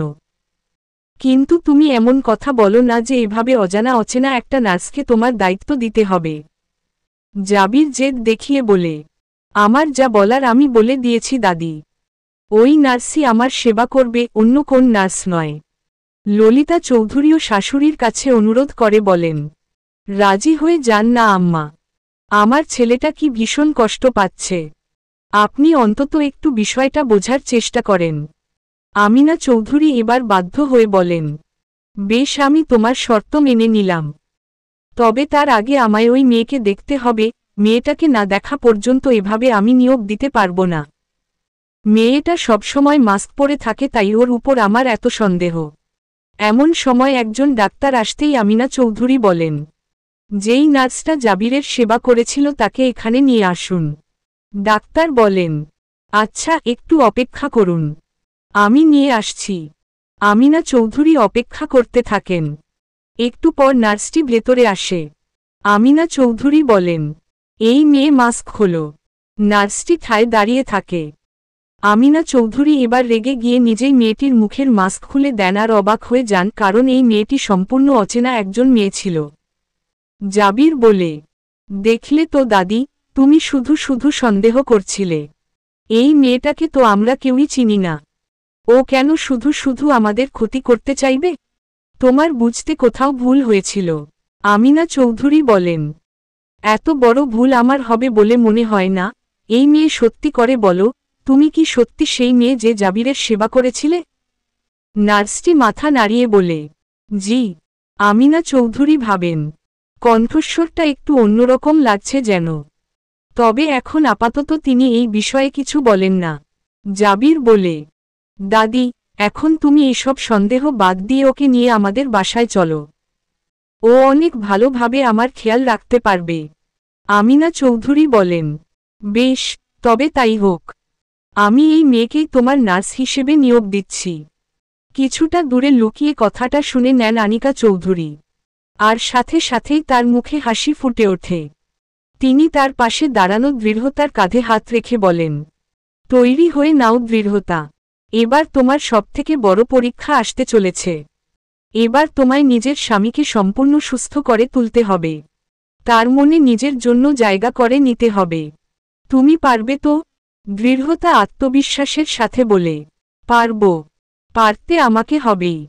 আনিকা চৌধুরী এবার দূর থেকেই আমিনা চৌধুরীর দিকে তাকিয়ে বলেন, আপনি চলেন ডালে ডালে তো আমি চলি পাতায় পাতায়। এবার দেখতে থাকুন সামনে আরও কি কি হয়। মূলত তিনি এই নকল মেয়েটিকে নার্স সাজিয়ে পাঠিয়েছেন, যাতে করে আমিনা চৌধুরীসহ বাকি সবাইকে ধোঁকা দেয়া যায়। এক সপ্তাহ পর জাবির বিছানায় শুয়ে আরাম করছে। এখনও সে ভালোভাবে হাঁটতে পারে না। হাঁটার জন্য কারো না কারো সাহায্যের প্রয়োজন হয়, আর তাকে সর্বদা সাহায্য করে তার জন্য নিয়োগকৃত নার্স। এই এক সপ্তাহে মেয়েটি বিরামহীনভাবে তার সেবা করে গেছে। জাবির আজ যতটুকুই সুস্থ হতে পেরেছে সবটাই এই মেয়েটার অবদান। জাবির আজকাল নার্সটির ব্যবহারে ভীষণ মুগ্ধ। নার্সটি তার সামনে তেমন একটা কথা বলে না, শুধু হু হা করে, কিন্তু তার খেয়াল রাখতে একদম কার্পণ্য করে না। জাবির আজ সন্ধ্যাবেলায় হঠাৎ করে উঠে বসে বলে, এই যে মিস শুনুন। দৃঢ়তা একটু বাইরে যাওয়ার জন্য প্রস্তুত হচ্ছিল, এমন সময় জাবিরের ডাক শুনে থেমে যায়। জাবির নিজের ক্রাচে ভর দিয়ে উঠে দাঁড়িয়ে বলে, আমায় একটু বেকনিতে নিয়ে যাবেন। দৃঢ়তা মাথা নাড়িয়ে জাবিরকে নিয়ে বেকনিতে যায়। জাবির সেখানে গিয়েই বলে, জানেন, এখানকার ফ্রেশ বাতাস আমার ভীষণ ভালো লাগে। দৃঢ়তা চুপ থাকে। জাবির এবার খানিক বিরক্তির স্বরেই বলে, আচ্ছা, আপনি সবসময় এতটা চুপচাপ থাকেন কেন? বোবা তো নন আপনি, আর মুখেও সবসময় মাস্ক পরে থাকেন।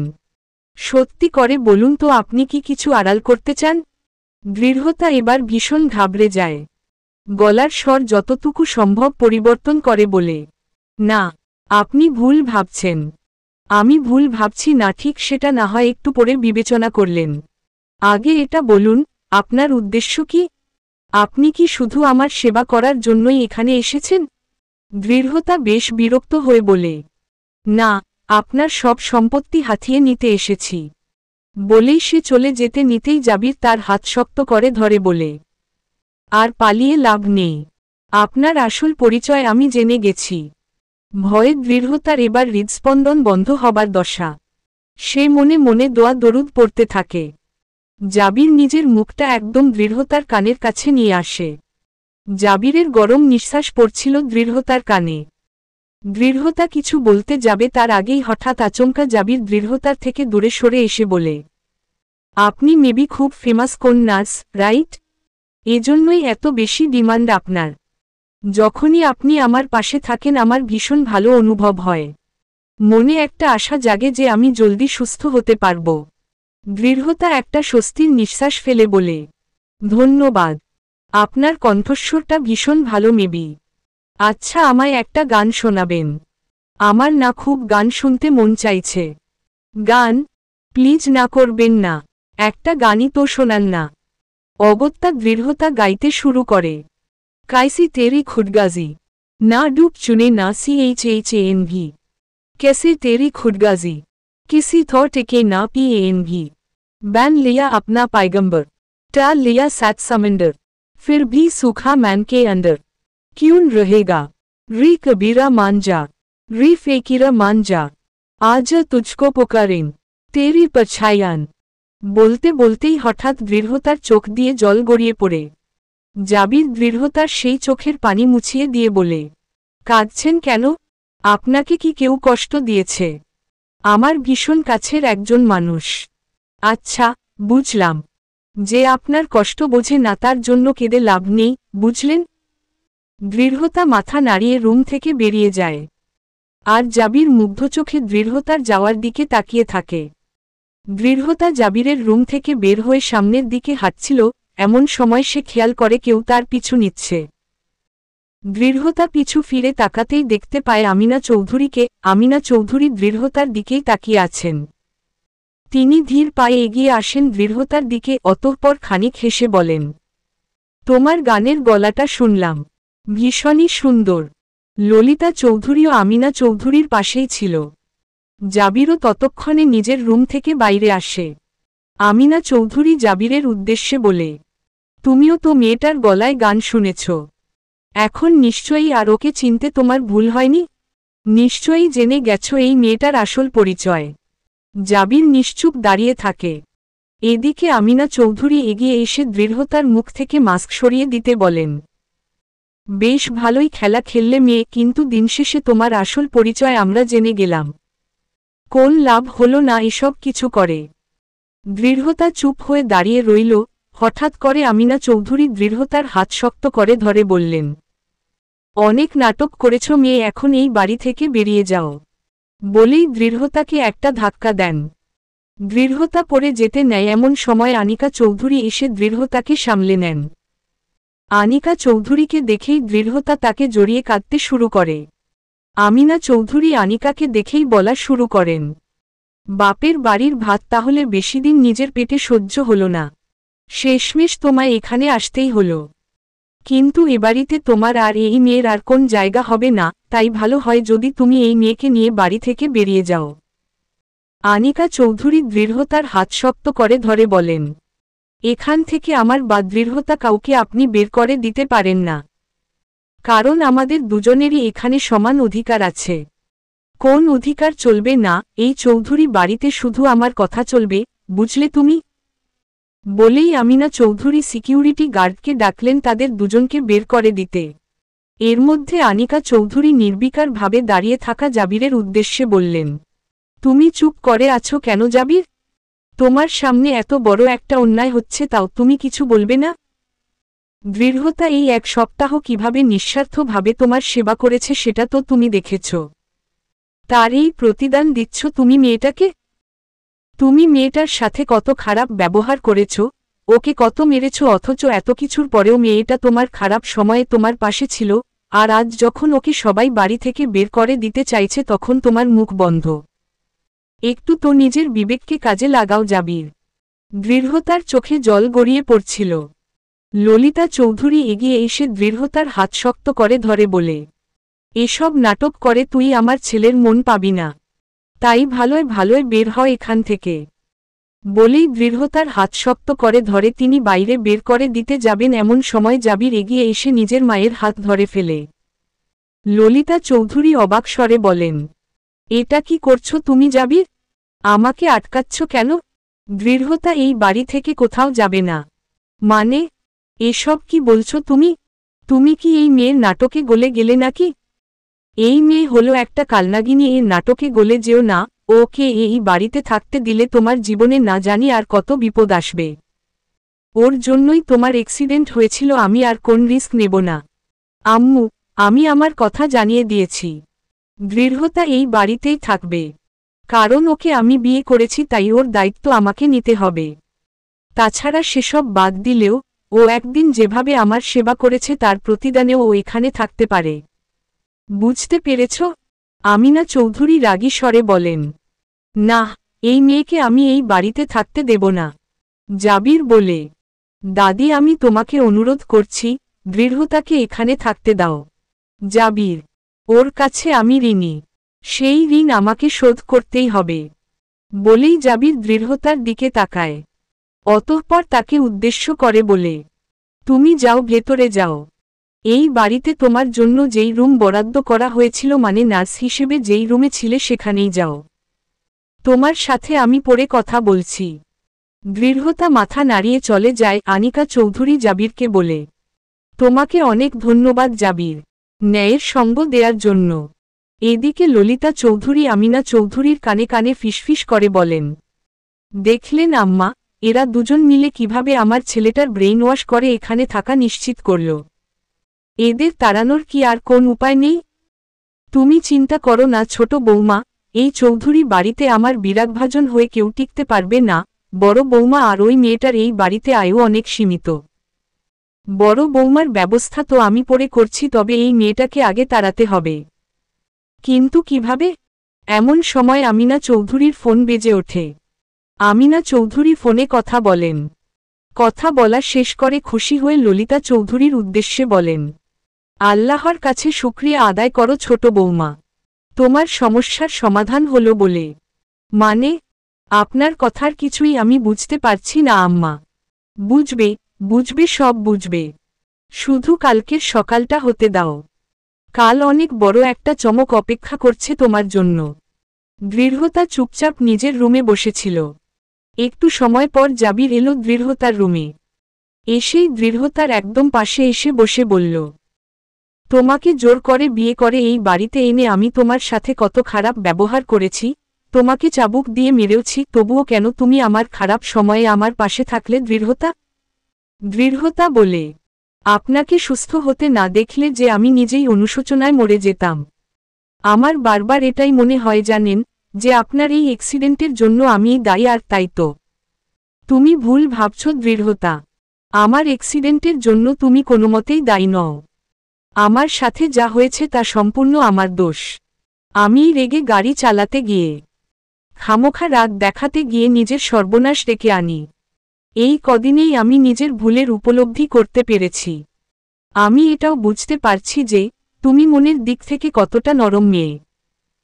আর তাই হয়তো মান্যতা তোমার এই ভালোমানুষির সুযোগ নিয়ে তোমায় ইমোশনাল ব্ল্যাকমেইল করে তাকে পালাতে সাহায্য করতে বাধ্য করে, তাই না? দৃঢ়তা চুপ করে থাকে। জাবির দৃঢ়তার কাঁধে হাত রাখে। দৃঢ়তার শরীর জুড়ে যেন এক অদ্ভুত উন্মাদনা বয়ে যায়। জাবির বলে, সত্যি বলতে এখন তোমার প্রতি আমার মনে আর বিন্দুমাত্র রাগ ক্ষোভ কিছু নেই। বরং এই কদিনে তুমি যেভাবে আমার পাশে থেকেছ তার জন্য আমি তোমার প্রতি কৃতজ্ঞ। তুমিও আমার প্রতি আর কোন রাগ ক্ষোভ কিছু রেখো না। দৃঢ়তা বলে, ছি ছি, কি যে বলেন, আমি আপনার প্রতি রাগ করতে যাব কেন? আমার কোন রাগ নেই। জেনে অনেক ভালো লাগলো, আমরা কিন্তু চাইলেই আমাদের মধ্যে একটা স্বাভাবিক বন্ধুত্বের সম্পর্ক হতে পারে। তুমি কি আমার বন্ধু হবে দৃঢ়তা? বলেই জাবির দৃঢ়তার দিকে হাত বাড়িয়ে দেয়। দৃঢ়তা জাবিরের বাড়িয়ে দেয়া হাত স্পর্শ করে বলে, অবশ্যই। অতঃপর দুজনের ঠোঁটেই সূক্ষ্ম হাসির রেখা ফুটে ওঠে, যেন দুজনের মধ্যে সকল তিক্ততা ভুলে এক নতুন মিষ্টি সম্পর্কের সূচনা ঘটল। দৃঢ়তা আজ ভীষণ সুন্দর করে সেজে উঠেছে। আনিকা চৌধুরী দৃঢ়তাকে সাজিয়ে দিয়েছে। এই সাজার অবশ্য একটা কারণও আছে। জাবির সুস্থ হওয়ায় আমিনা চৌধুরী আজ বাড়িতে একটা পার্টির আয়োজন করেছেন। আর সেই পার্টিতে যাওয়ার জন্যই মূলত প্রস্তুত হচ্ছে দৃঢ়তা। আনিকা চৌধুরী দৃঢ়তাকে সাজাতে সাজাতেই আনমনে বলে ওঠেন, আমার মন কেন জানি বারবার অজানা আশঙ্কায় কেঁপে উঠছে। আমি আম্মাকে যতদূর চিনি উনি এমনি এমনি তো কোন কিছু করার মানুষ নন। ওনার মাথায় নিশ্চয়ই কোন কিছু ঘুরছে। নিশ্চয়ই এই পার্টির পেছনে কোন কারণ আছে। তুমি একটু সাবধানে থেকো দৃঢ়তা। আপনি কোন চিন্তা করবেন না চাচি, আমি যথেষ্ট সাবধানে থাকার চেষ্টা করব। আনিকা চৌধুরী দৃঢ়তার মাথায় হাত বোলান, হালকা কণ্ঠে বলেন, তুমি একটু সামলে থেক। জাবির আজ খুব সুন্দর একটা নীল শেরওয়ানি পরেছে, যেটাতে তাকে অনেক বেশি সুন্দর লাগছে। এখনও তাকে ক্রোচে ভর দিয়ে চলতে হচ্ছে, তবে দৃঢ়তার সেবায় সে এখন অনেকটাই স্বাভাবিক। ডাক্তার বলেছে খুব শীঘ্রই জাবির আবার আগের মতো স্বাভাবিক হয়ে যাবে। দৃঢ়তা নিজের রুমেই বসেছিল, এমন সময় তার রুমের দরজায় এসে দাঁড়ায় সুদর্শন এক যুবক। দৃঢ়তা পিছনে ফিরে তাকিয়ে নীল শেষে পরিহিত জাবিরকে দেখে মুগ্ধ হয়ে যায়। দৃঢ়তার পরনেও একটা নীল শাড়ি। জাবির দৃঢ়তার দিকে এগিয়ে এসে বলে, বাহ, তোমাকে তো আজ খুব সুন্দর লাগছে। দৃঢ়তা একটা লজ্জা পেয়ে বলে, ধন্যবাদ, আপনাকেও অনেক সুন্দর লাগছে। জাবির দৃঢ়তার অনেক কাছে চলে আসে, যার ফলে দৃঢ়তার হৃদস্পন্দন বেড়ে যায়। অতঃপর জাবির নিজের হাতের পেছনে থেকে একটা বক্স বের করে দৃঢ়তার সামনে এনে বলে, এটা তোমার জন্য। দৃঢ়তা অবাক হয়ে যায়, বলে, আমার জন্য? হ্যাঁ, তুমি যে সেবা আর শ্রম দিয়ে আমায় সুস্থ করে দিয়েছ, এটা তার জন্য ছোট্ট একটা উপহার। জানি এটা দিয়ে আমি তোমার ঋণ শোধ করতে পারবো না, তবুও ভাবলাম তোমার জন্য এটা ভালো হবে। এটাই তোমাকে অনেক ভালো লাগবে। কি আছে এটাতে? নিজেই খুলে দেখ। দৃঢ়তা গিফট বক্সটা খুলে দেখে ভেতরে অনেক সুন্দর একটা ডায়মন্ড নেকলেস আছে। এটা দেখে তো দৃঢ়তার চোখ কপালে উঠে যায়। সে বলে, এটা তো অনেক দামি হবে। পছন্দ হয়েছে তো? ভীষণ। অনেক ধন্যবাদ আমাকে এত সুন্দর একটা উপহার দেওয়ার জন্য। থাক, আর ধন্যবাদ দিতে হবে না। কালকে বললাম না, আমরা এখন থেকে বন্ধু। আর বন্ধুদের মাঝে এসব ধন্যবাদ বলে কিছু হয় না। এসো, আমি তোমায় নেকলেসটা পরিয়ে দেই। দৃঢ়তা জাবিরের ব্যবহারে অবাকের উপর অবাক হচ্ছিল, তার কাছে যেন সবটাই স্বপ্ন মনে হচ্ছিল। জাবির দৃঢ়তার হাত থেকে নেকলেসটা নিয়ে নিজেই তাকে পরিয়ে দেয়। অতঃপর আয়নার সামনে দাঁড় করিয়ে বলে, বাহ, এটা সত্যিই তোমায় ভীষণ মানাচ্ছে। জাবিরের এতটা কাছে থাকায় দৃঢ়তার হৃদস্পন্দন বাড়ছিল। সে আরও ফুটবল হয়ে পড়ছিল জাবিরের প্রতি। জাবিরের গরম নিঃশ্বাস পড়ছিল দৃঢ়তার কাঁধে। দৃঢ়তা চোখ বন্ধ করে বলে, হায় আল্লাহ, এত সুখ আমার কপালে লিখে রেখেছিলে তুমি। এখন শুধু একটু রহম করো, আর কোন বিষাদের ছায়া আমার জীবনে তুমি প্রবেশ করতে দিও না। আমি যেন জাবিরকে নিয়ে একটা সুখী দাম্পত্য জীবন কাটাতে পারি। আর এই পরিবারের সবাই যেন আমায় মেনে নেয়, ব্যাস, আর কিছু চাই না। দৃঢ়তাকে জাবিরের নেকলেস পরিয়ে দেয়ার এই দৃশ্য দরজায় বাইরে থেকে দেখছিলেন আমিনা চৌধুরী। তার দুচোখ যেন জ্বলছিল। পরক্ষণেই তিনি হেসে বলেন, যত খুশি হওয়ার এখনই হয়ে নাও মেয়ে।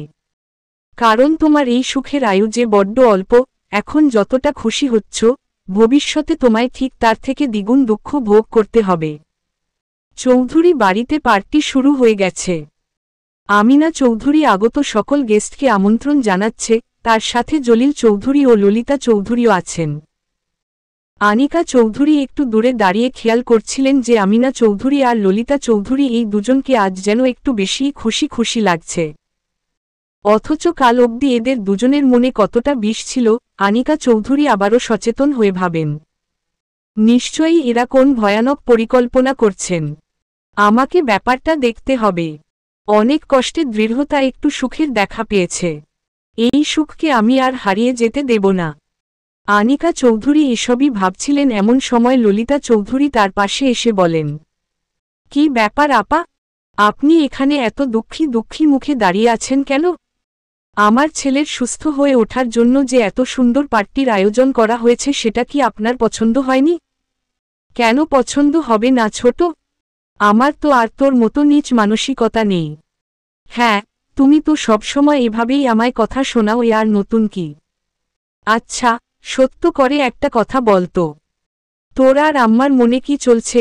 এই পার্টির আড়ালে নিশ্চয়ই তোরা কোন ষড়যন্ত্রের জাল বুনেছিস, তাই না? ও হাপা, তুমি এত চালাক কেন? যাই হোক, এটুকু যখন ধরতে পেরেছ তখন আরেকটু ধৈর্য ধরো। তোমার নিজের চোখেই সব দেখতে পাবে। ললিতা চৌধুরীর এমন কথায় আনিকা চৌধুরী ভ্রু কুঁচকান। এদিকে জাবির ও দৃঢ়তা একসাথে নিচে নেমে আসে। দৃঢ়তা জাবিরের হাত ধরেছিল। দৃঢ়তার এসব কিছু অনেক ভালো লাগছিল। তার মনে হচ্ছিল, খুব শীঘ্রই হয়তো তার আর জাবিরের মধ্যে সবকিছু ঠিক হতে চলেছে। আমিনা চৌধুরী জাবিরকে দেখেই তাকে সামনে নিয়ে গিয়ে সবার উদ্দেশ্যে বলে, আপনারা জানেন, আমার নাতির উপর দিয়ে কিছুদিন আগে কি ঝড় গেছে, আর সেই ঝড়ের প্রকোপ কমায় আজ আমি এই পার্টির আয়োজন করেছি। আপনারা সবাই একটু আমার নাতির জন্য দোয়া করবেন যেন ওর জীবন থেকে ঝড় সম্পূর্ণরূপে দূর হয়ে যায়। অবশ্য সেই অ্যারেঞ্জমেন্ট আমি নিজেই করেছি। আমার নাতি আমার দুচোখের তারা, ছোটবেলা থেকে ও আমার কাছে যা চেয়েছে তাই পেয়েছে। ওর সব ইচ্ছা আমি পূরণ করেছি আর এখনও তার অন্যথা হবে না। ওর সবথেকে বড় ইচ্ছাও খুব শীঘ্রই পূরণ হবে। জাবির অবাক স্বরে বলে, মানে? এমন সময় হঠাৎ চৌধুরী বাড়ির গেট দিয়ে একটা লাল শাড়ি পরিহিত মেয়ে দৌড়াতে দৌড়াতে প্রবেশ করে আকুল কণ্ঠে বলে ওঠে, দৃঢ়তা।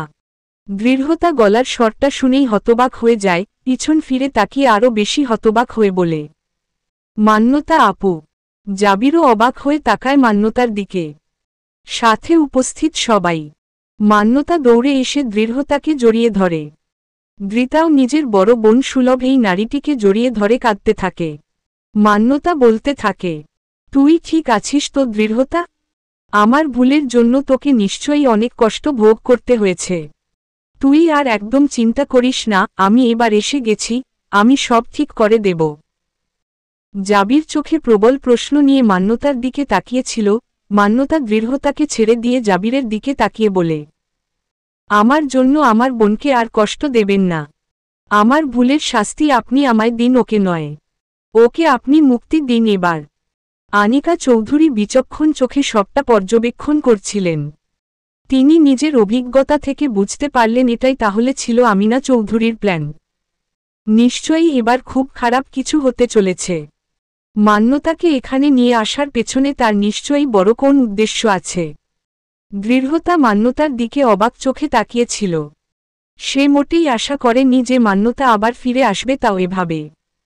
মান্যতার মুখশ্রী ভীষণ মলিন লাগছে। কাঁধে হাত রেখে তাকে জিজ্ঞেস করে, আপু, তুমি কোথায় ছিলে এতদিন? তুমি তো আবির ভাইয়ার সাথে গিয়েছিলে, তাহলে আজ হঠাৎ? মান্যতা বলে ওঠে, ওই প্রতারকটার নাম নিস না বোন, আমার সামনে, দোষটা আমারই। আমি আমার সত্যিকারের ভালোবাসাকে চিনতে পারিনি। আমাকে যে সত্যি ভালোবেসেছিল তার ভালোবাসা আমি ফিরিয়ে দিয়েছি, আর তারই ফল আমায় ভোগ করতে হল। বলেই মান্যতা জাবিরের দিকে তাকায়। জাবিরও অশ্রুসিক্ত চোখে মান্যতার দিকে তাকিয়েছিল। আনিকা চৌধুরী এবারে এগিয়ে এসে দৃঢ়তার পাশে দাঁড়িয়ে বলেন, মানে, তুমি কি বলছো এসব? স্পষ্ট করে বলো। তুমি তো জাবিরের সাথে তোমার বিয়ের দিন নিজের প্রেমিকের সাথে পালিয়ে গেছিলে, যার ফলে দৃঢ়তার সাথে জাবিরের বিয়ে হয়। তাহলে আজ তোমার হঠাৎ করে এখানে ফিরে আসার কারণ কি? মান্যতা বলে, ভুল করেছিলাম আমি, আর সেই ভুলের ফলই এখন পাচ্ছি। আমিনা চৌধুরী এবার এগিয়ে এসে বলেন, মান্যতার মানসিক অবস্থা এখন বেশি ভালো না, তাই যা বলার আমি বলছি। গতকাল মান্যতাই আমাকে নিজে থেকে ফোন করে যোগাযোগ করেছিল। আমি তো রেগে ওকে অনেক কথা শুনিয়ে দেই, কারণ ও আমাদের পরিবারের সম্মানে আঘাত হেনেছে।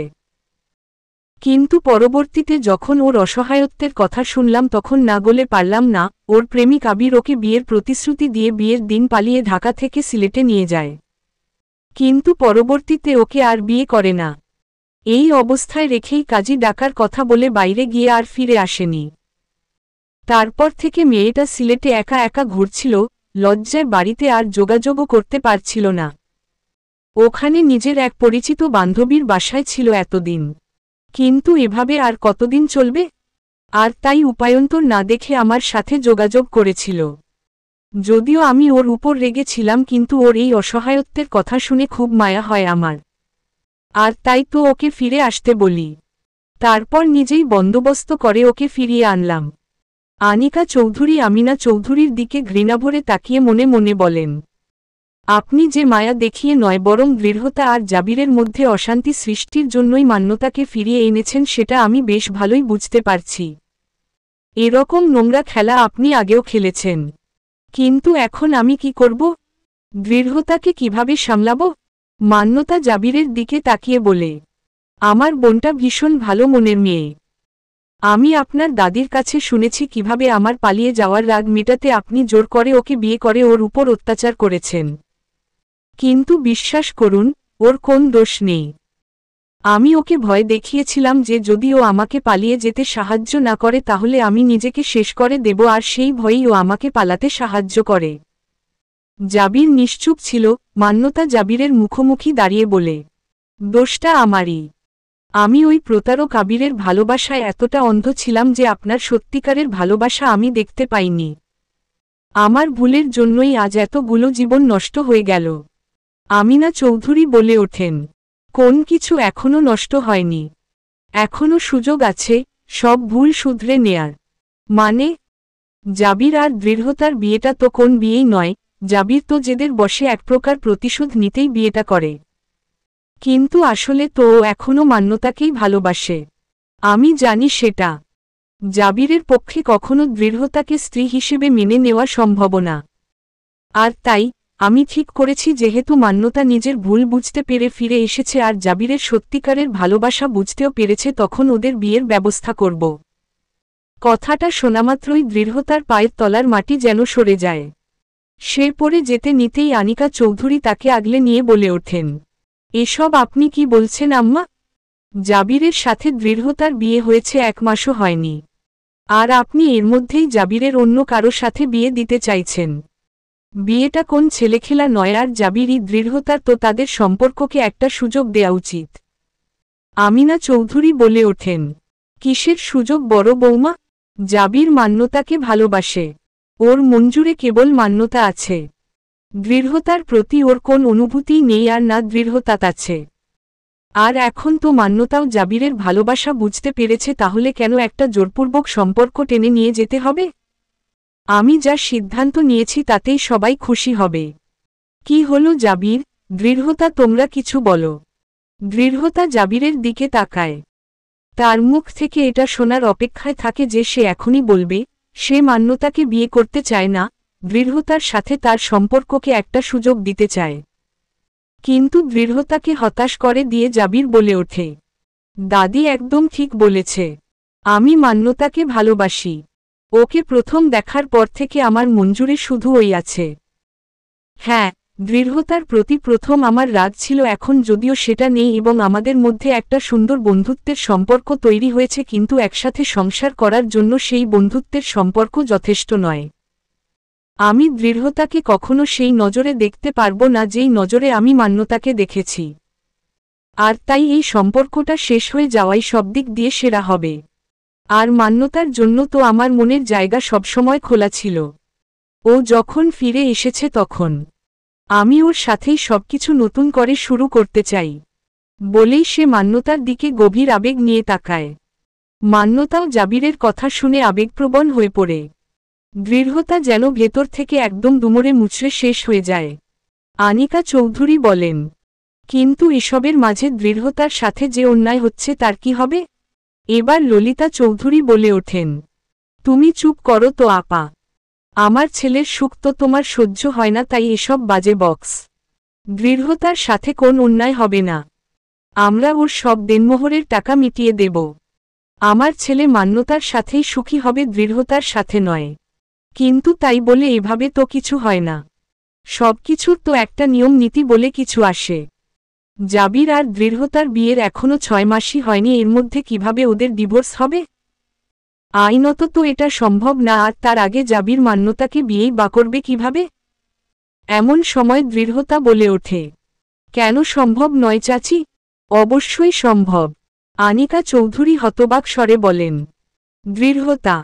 দৃঢ়তা নিজের চোখের জল মুছে যথাসম্ভব হাসার চেষ্টা করে বলে, একজন পুরুষের একাধিক বিয়ে করা তো আইনত বৈধ। যতই এখন ডিভোর্স সম্ভব না হোক, কিন্তু মিস্টার জাবির তো চাইলেই এখন মান্যতা আপুকে বিয়ে করতে পারেন। তারপর না হয় 6 মাস পর আমি ডিভোর্স দিয়ে ওনাদের মধ্যে থেকে সরে গেলাম। এসব কি বলছো তুমি দৃঢ়তা? তোমার মাথা ঠিক আছে তো? নিজের অধিকার তুমি এভাবে ছেড়ে দেবে? দৃঢ়তার হাসি চওড়া হয়। সে বলে, অধিকার? কিসের অধিকার? যা আমার কখনো ছিলই না সেখানে আমি কিভাবে অধিকার ফলাবো? মিস্টার জাবির মান্যতা আপুকে ভালোবাসে, মান্যতা আপু মিস্টার জাবিরকে। তাহলে আমি কেন তাদের মধ্যে তৃতীয় ব্যক্তি হব? আমি শুধু চাই আমার আপু খুশি হোক। আর মিস্টার জাবিরও। মান্যতা দৃঢ়তাকে জড়িয়ে ধরে বলে, আমি জানতাম তুই আমার ব্যাপারটা ঠিক বুঝবি। যতই আমরা চাচাতো বোন হই। আমার কাছে তো তুই নিজের বোনের থেকেও বেশি। ধন্যবাদ রে। চলবে।